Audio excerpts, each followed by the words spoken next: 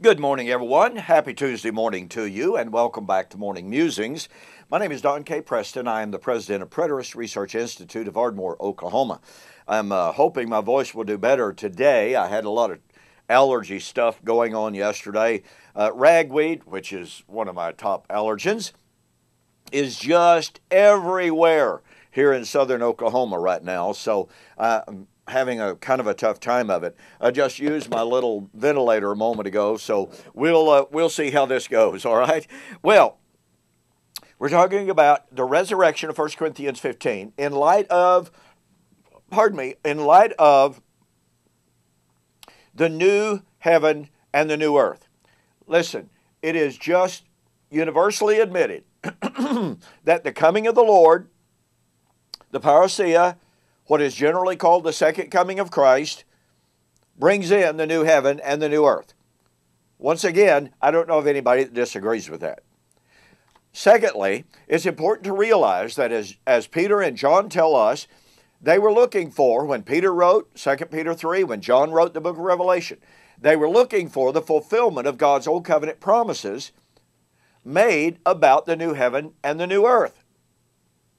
So, what we've been doing is examining Isaiah 65 and Isaiah 66.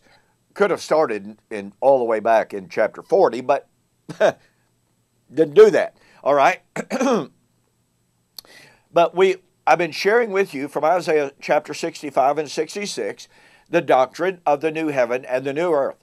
Now, yesterday I began an examination, this will not be in depth, of the concept of the coming of the Lord for the new heaven and the new earth, because Isaiah chapter 64, 1 and following, posits the coming of the Lord to bring in the new creation of Isaiah 65. Isaiah 66, 15 and following, posits the coming of the Lord in flaming fire to bring in the new heaven and the new earth. Now, folks, this is the time of the resurrection. As I pointed out yesterday,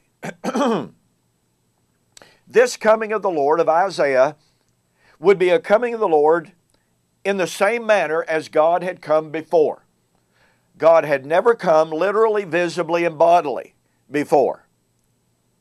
Now, I shared with you that I've created a 14-lesson, it's in MP3 form, a 14-lesson study on defining the day of the Lord.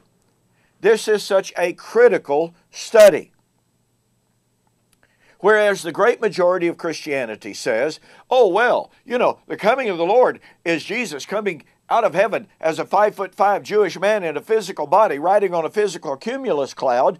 No, Jesus said he was coming in the glory of the Father, as the Father had come. He was going to come and judge in the way that he had seen the Father judge before. Well, as we demonstrated yesterday, God had never, ever, literally, visibly, bodily come out of heaven. Period. End of story. Now, let me illustrate that from right here in Isaiah chapter 66, that Isaiah is using typical Jewish apocalyptic language that was never intended to be taken literally. He says, "For behold, the Lord will come with fire, and with his chariots like a whirlwind, to render his anger with fury, his rebuke with flames of fire. For by fire and by sword the Lord will judge all flesh, and the slain of the Lord will be many." Now, what's critical to see here, this is typical, as I mentioned a moment ago, apocalyptic. Apocalyptic language sounds like it's the end of the world. Sounds like it's the end of time. It sounds horrific. But it's highly metaphoric language to describe God's actions within history, not to end history. Now, let me illustrate that. In Psalms 68, and by the way, in the MP3 series that I've just mentioned, the 14-lesson series, I give an extensive list, and I go over passage after passage after passage, showing how God came many, many times in the Old Testament. He acted in judgment. He came in fire. He came with the clouds. He came with a shout. He came with the angels, etc. but never literally, visibly, and bodily. Psalm 68. Here is the psalmist saying, and this is David, "Let God arise. Let his enemies be scattered. Let those who hate him flee before him. As smoke is driven away, so drive them away." Now, does that not sound like Isaiah 66? The Lord will come in flaming fire and slay his enemies. As wax melts before the fire, so let the wicked perish at the presence of the Lord. But let the righteous be glad. Let them rejoice before God. Yea, let them rejoice exceedingly.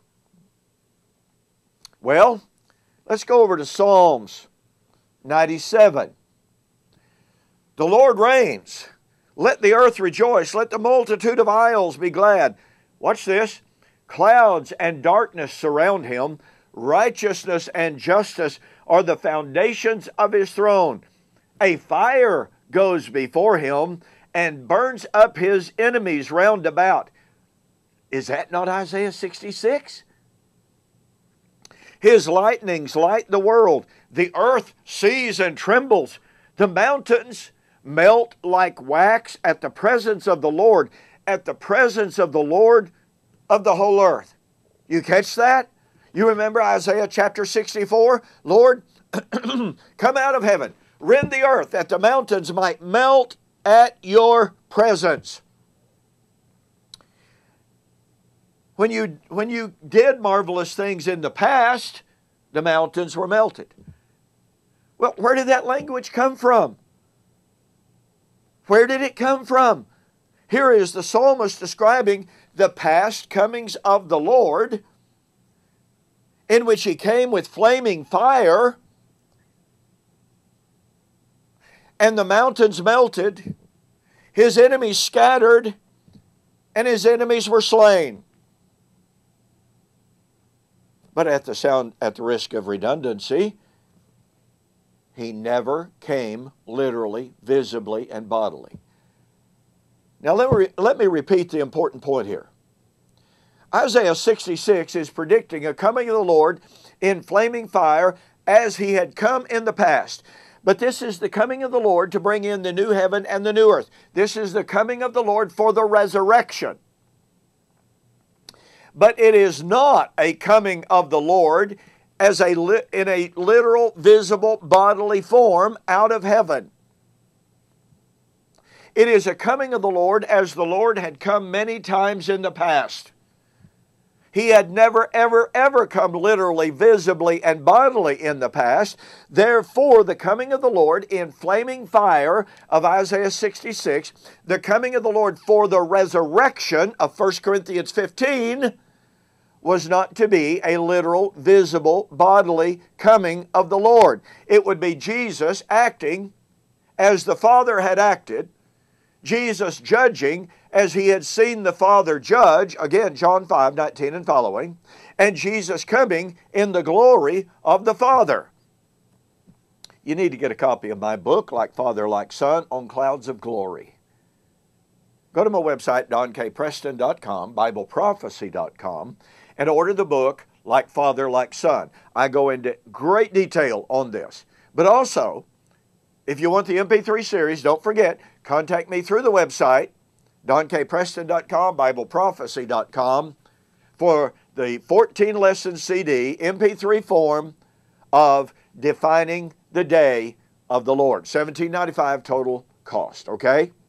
Thanks for joining me for this morning's Morning Musings, and I'm going to show you how Paul uses this text for his doctrine of the coming of the Lord and the resurrection. You don't want to miss it. So we'll see you on the flip side.